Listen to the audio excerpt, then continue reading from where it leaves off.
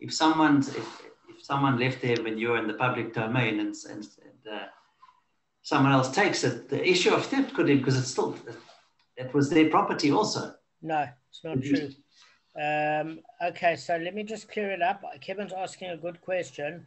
The Gemara does distinguish between dung and raw straw that becomes manure, because dung doesn't improve. So therefore, dung is not ownerless, so you're not allowed to take it. That was that was the consensus. That's according to the explanation of Rav.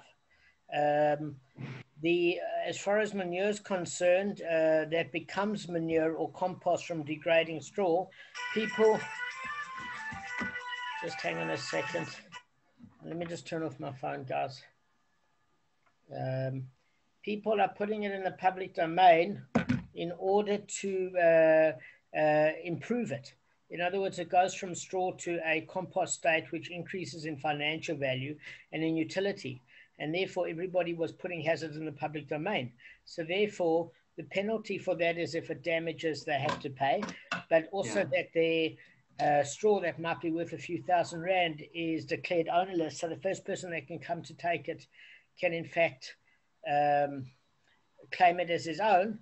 Obviously, the dispute was the fact that whether or not it's considered that he has to pay back for the principal, the raw straw, or he only has to not pay for the improvements made. But that was the whole Gemara. We've gone through that. But if it's dung that doesn't improve, you can keep ownership because there's no improvement made. So therefore, there's no reason to keep it in the public domain. Does that make sense, Kev? Yeah, but straw has more value. Saying straw is no straw. The reason why you lose ownership of the straw is because that's the penalty that the sages agree.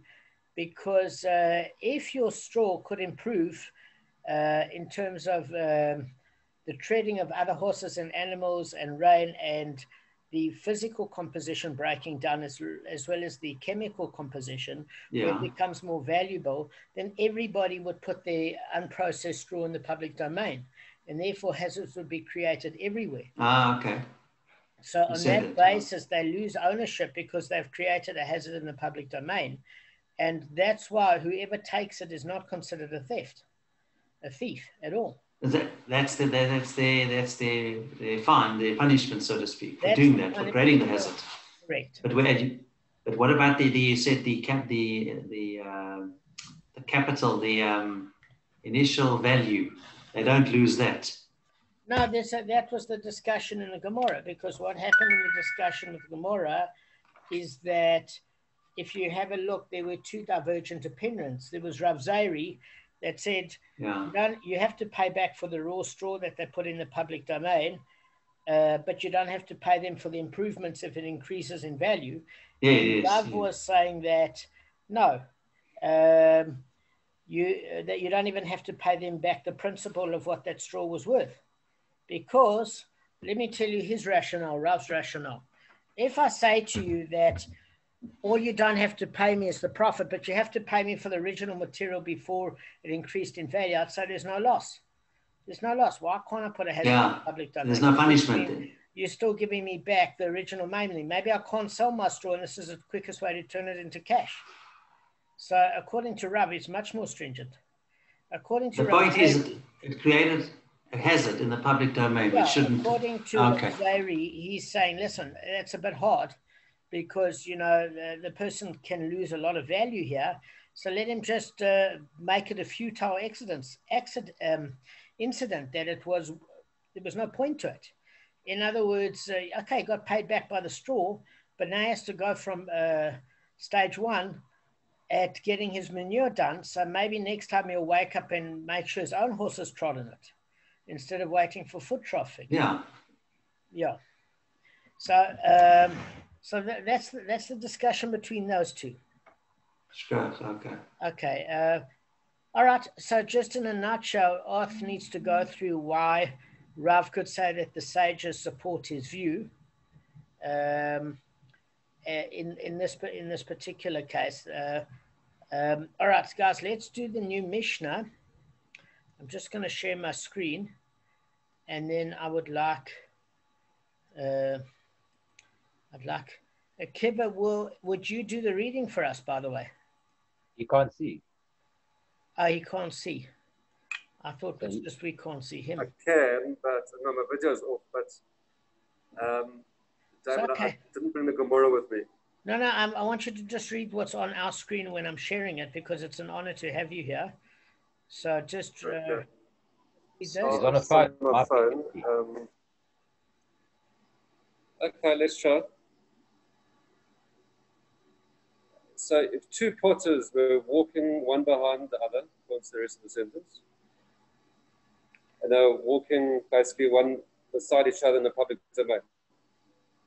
And the first one stumbled. I can't hear you, Kivs. And fell. And then the second one, so there were two people that were walking. Two people were walking next to each other. No, not next to each other. Doesn't say that. Can you Behind just and read it exactly? One behind the other. Okay, one behind the other in the public domain. Yeah. And the first one stumbled and fell. Yeah. And then the second one stumbled over the first. Yes. The first one is liable for damages to the second.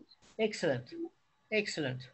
All right. So I want you guys to note a few things.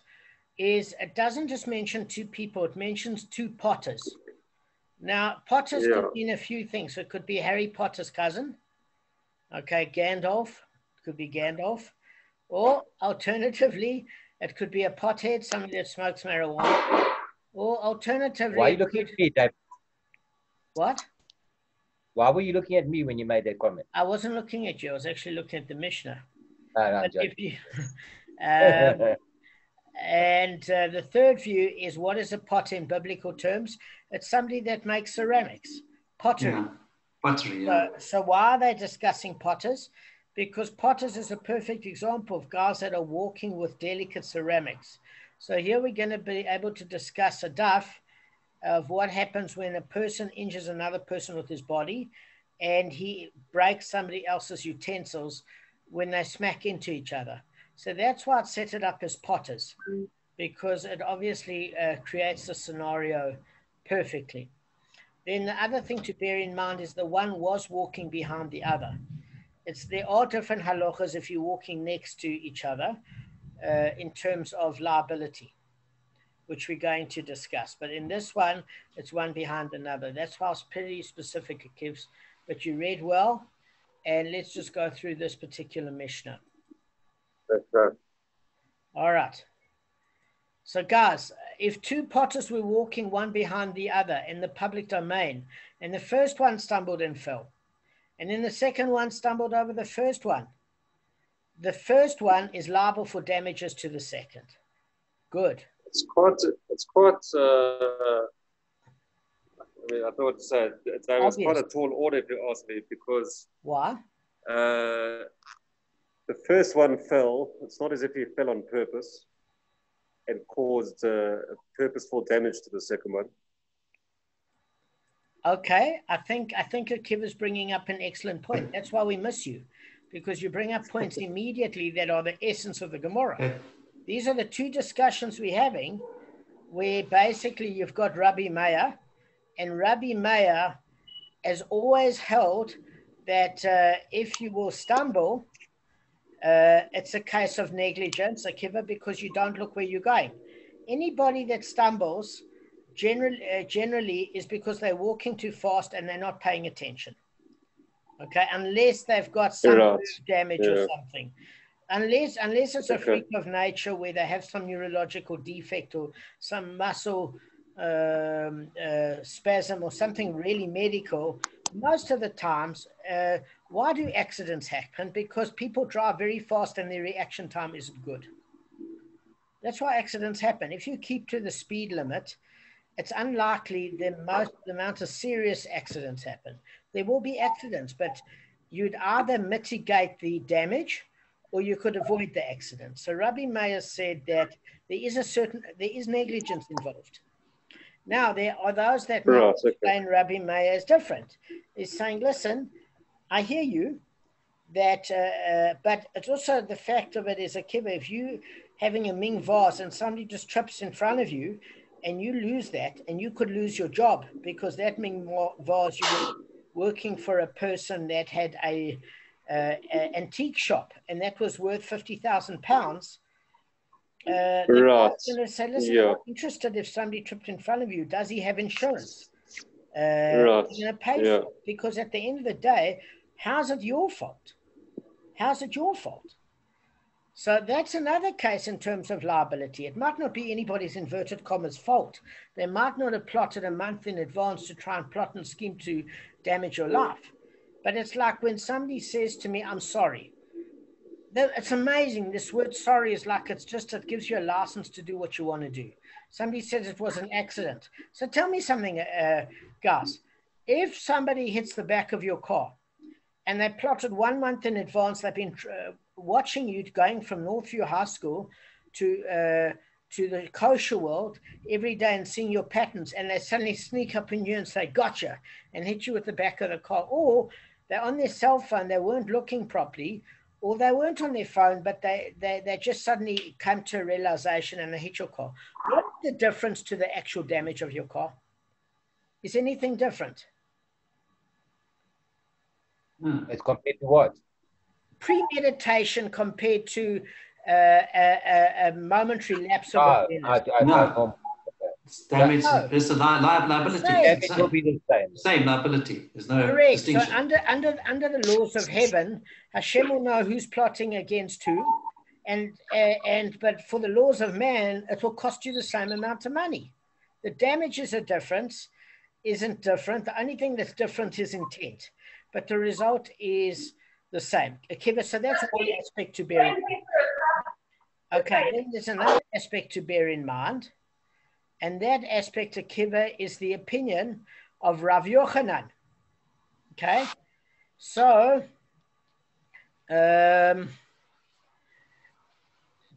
like for example, maybe one of the issues that we're going to learn is that maybe you fell, but you had an opportunity to get up in time, and your reaction time to get up wasn't sufficient. Akiva, are you there? Sorry, Damon. No problem. Things going on in the background. I'm following. Okay. Don't worry. So the second thing of it is maybe you're not blamed if it's. Hang on, Kev. The sages see it as an unavoidable accident. So if you're not according to Rabbi Meir and you're according to the sages, they see tripping as an unavoidable accident. Fine. Even according to that opinion, there is liability for not getting up in sufficient time. What does that mean? If your car, if your car stalls, for example, and it's not working, then the right thing to do if your car's giving you hassles is to pull to the left-hand lane and to put on your hazards. To stay in that position, to get out the way immediately. So there's two reactions. A, you're responsible for falling because you were negligent and you should have gone slow and watch where you're going. Or that's according to Rabbi Meir. All the sages say it's an unavoidable accident, and if you fall, it's not your fault. Then what happens if a case of it's not your fault, but why should the other person pay? Why is it his fault? That's the one side of the argument. The other side is if it's an unavoidable accident, you should react well. So you have two forms of reactions in this Mishnah. Either getting up in time. So the Gemara is going to learn, if you didn't have enough time to get up in time because there's a person directly behind you, then you're not liable. If you have enough time to get out of the way, in other words, say you're in a car and you have to stop suddenly because a child runs across the road, but another car behind is speeding, then you don't have enough time to get out the way, then there might be a collision. But if you have enough time to get out the way because the other car behind you is keeping a safe falling distance and you're not getting out of his harm's way, there's liability for not reacting in time, even if the accident was avoidable. So that's the other part. The other one is what you call not sufficiently warning in time, meaning even if you couldn't get out of the situation in time, the best thing that you can do is put your hooter on with the car. In other words, alert the person behind you as to the fact that you've got to slam on brakes. Does that make sense, guys? So that's the other issue in the Gemara. If you cannot get up in time, then the very least you can do is warn the other person. These are the issues that are going to be addressed, and we're going to go through it now. Firstly, Akiva, well done for bringing it up, because that's the essence of what we're dealing with here. I just want to make a point though. Thank you. Sure. How come the guy behind is absolutely blameless? He shouldn't be. Excellent I mean, question. I think Kevin's question is great. Let me tell you why it's such a good question. If you look at South African law, we've got to assume that the car in front needs to stop in an emergency in case there's an obstruction in the road or a child runs across the road. Since that is the case, the person behind has to drive at a slow speed and keep correct following distance of 2 seconds in order to be able to stop in case the vehicle in front of him stops in an emergency. Therefore, in an accident, although most South Africans don't know this, especially if you ask if they're insured, they'll say it's your fault. You stopped. So this is the argument in South Africa. You stopped suddenly. No, but the law is if you don't keep the right following distance, you to blame. No, you to blame. What's your insurance? You know what I'm saying? But the right law is exactly as Gavin said in South African law, is that the person behind is negligent because he never stopped in time. He was going too fast. Does that make sense? So we are going to address this in the Gemara briefly, and we're talking about a guy that's walking with a barrel. We did touch on this before. And there's a guy in front of him with a beam that stops. If the guy that had the barrel is walking too fast and smacks into the guy of the beam, the owner of the beam is not liable because that person walked too fast. But if the person with the beam notified, if the guy behind was walking at a reasonable pace, then who's to blame? It's the guy of the beam, because he can't just stop suddenly and rest. So we're going to attack these particular issues in terms of liability.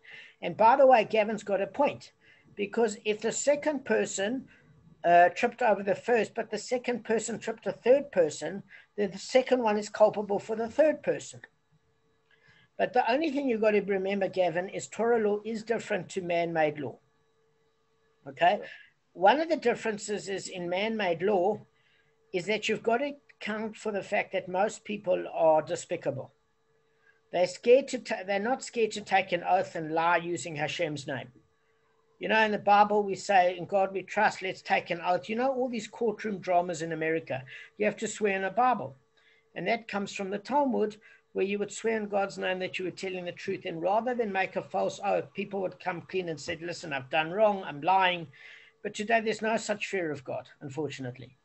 So if you're dealing with people that have got no moral compass, then you have to deal very stringently with them. So in order to not have drama, you always make the guy behind culpable in secular law. Why? Because that's the only way that you can get him to stop speeding and keep correct following distance, because he's liable to the first. When you're dealing with a humane society, the normal rules of engagement apply. In other words, first cause, whoever caused the damage pays for the damage. Am I making sense, guys? Correct. All right. 100%. Good. Let's unpack the Gemara. I'll go as quickly as possible because we're not going to have a full session. Kevin's going to teach us just now because I know Gavin Shua is at 6:20. Is that right, Gav? So you have to leave at 10 past 6. Is that right? 12 minutes past. All right.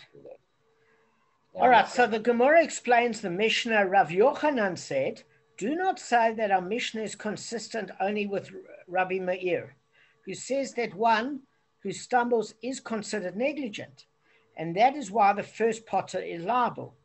Rather, even according to the sages, who says that one stumbles is considered the victim of an unavoidable mishap, and therefore is not liable. In this case, the first potter is liable because he could have stood up after he stumbled and he did not stand up. Okay? So what we're saying is the Mishnah speaks of a case where the potter had time to get up before the second potter took over him. That's according to Rashi. So consequently, he can be held liable not only because of his fall, but also because of his failure to get up after the fall. So the Mishnah is consistent even with the sages who don't view the fall as negligence. So what Rav Yochanan is saying is as follows. Where's everybody gone? We've got like Gavin missing in action now. Sorry, I'm here. But Damon. I'm here, Damon. I'm here. Thanks. Sorry, I had to get out. Humble apology. But I broke my water bottle, which was a Coke bottle, all on the floor here.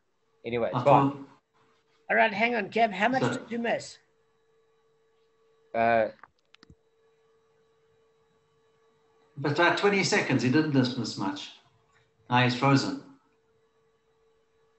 It's the ice in the Coke bottle that's frozen him. There we go. Gav, can I ask you something?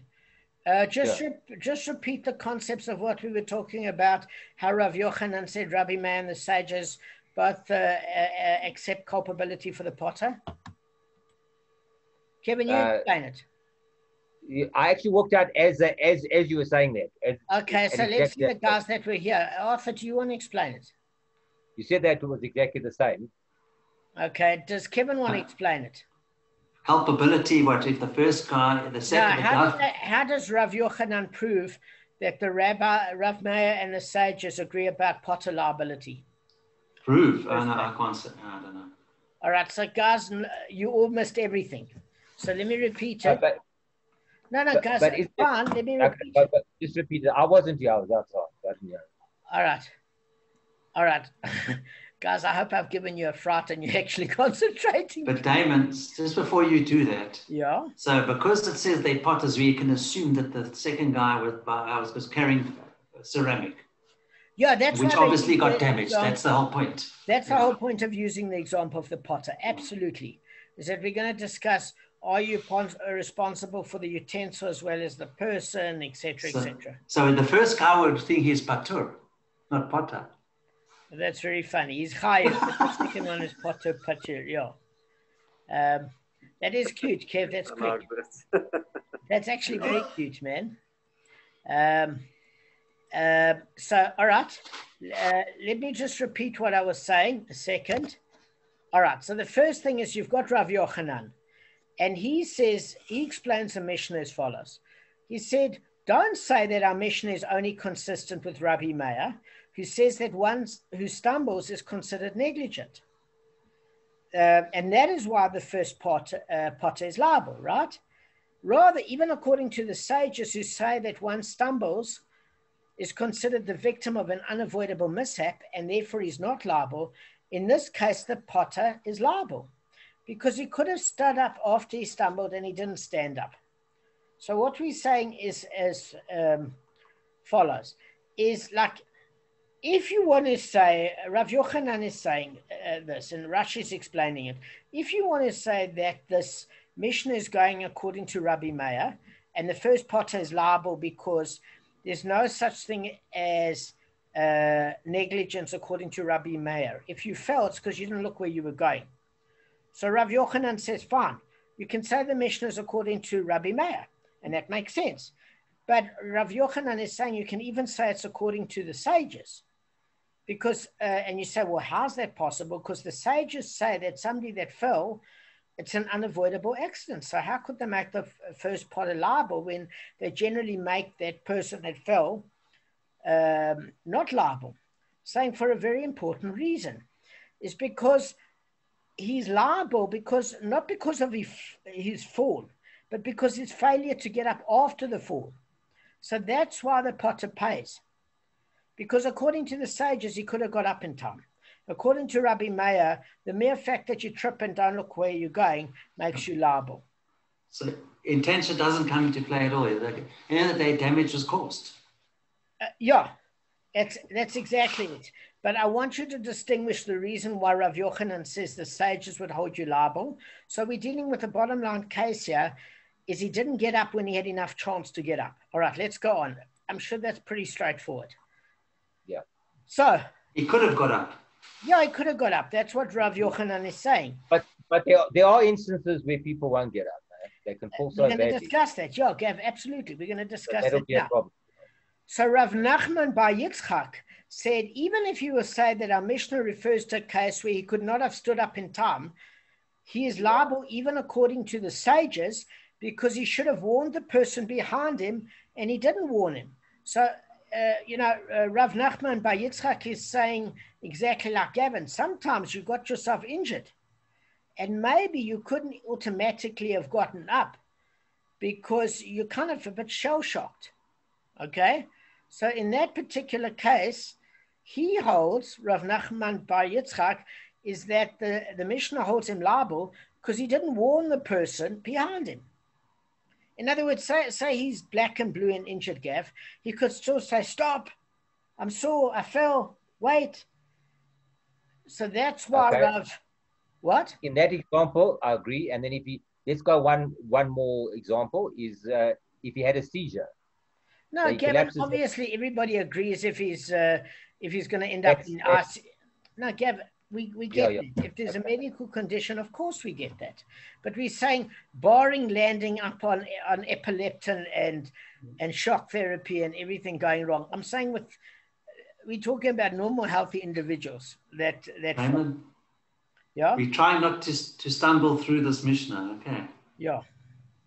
There we go. So, Gavin, what we're saying is you have a healthy person, but he took a nasty fall.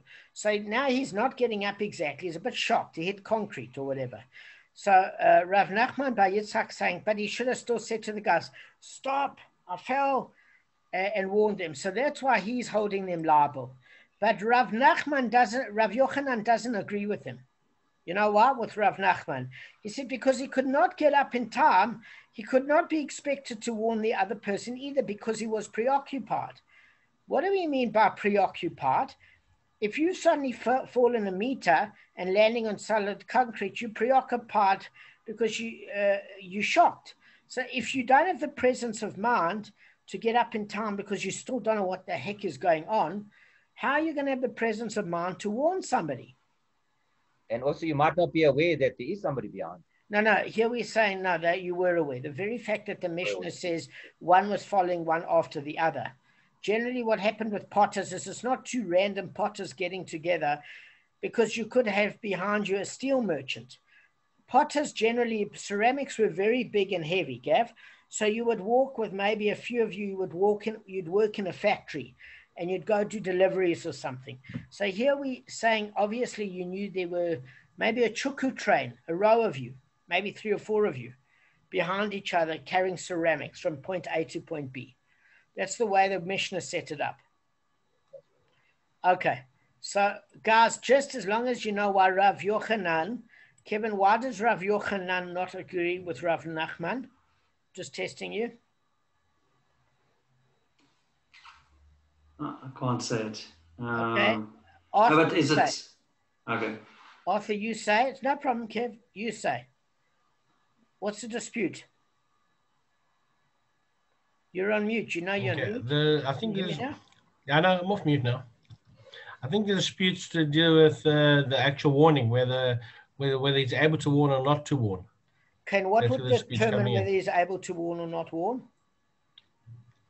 If the guy had time to say, well, the one rabbi says that knows which one says, he's supposed to say, stop, I've hurt myself, whatever. But most guys, the other guy rabbi says, no, if he's in shock, he's hit concrete, you're not in mind to do that. Excellent. That's exactly what we're saying. Rav Yochanan says to Rav Nachman, listen, he didn't have the presence of mind to warn, because if he could have had the presence of mind to warn, he probably wasn't that injured and he could have got up in time. The very fact that he couldn't get up in time means he was injured to the extent that he's still a bit shell-shocked. You can't expect him to warn. So he disagrees with that. Excellent, mate. I've got a few more minutes and then Kevin will take over. Just give me a few minutes. His focus was, he was shocked. He fell. Yeah. Exactly. So it thus emerges that Rav Yochanan and Rav Nachman bar Yitzchak disagree as to whether a person who fell is expected to warn others before he had a chance to rise. Okay, now before we bring proofs and everything else for this, I want Kevin to teach us for a few minutes, and then I want to share an idea with you guys, and then we're done. Sorry, it's a short session, but we need to make Minchen time. Okay. It's a positive. Sorry? I don't know where Kibba went. Anyway. Oh, I thought you said someone who wasn't wearing a kippah. Okay. Okay, sorry. Okay. It is a positive commandment to make tzitzit at the corners of their garments. And that this comes from Bamidbar. When it is a garment that a person wears by day, which has 4 corners or more, and its size is enough for a small boy who can go alone in the street, needing no other person to watch him, to cover his head and most of his body with it, and the garment is of wool or of linen, it must have tzitzit by law of the Torah. But other kinds of cloth require tzitzit only by law of the sages.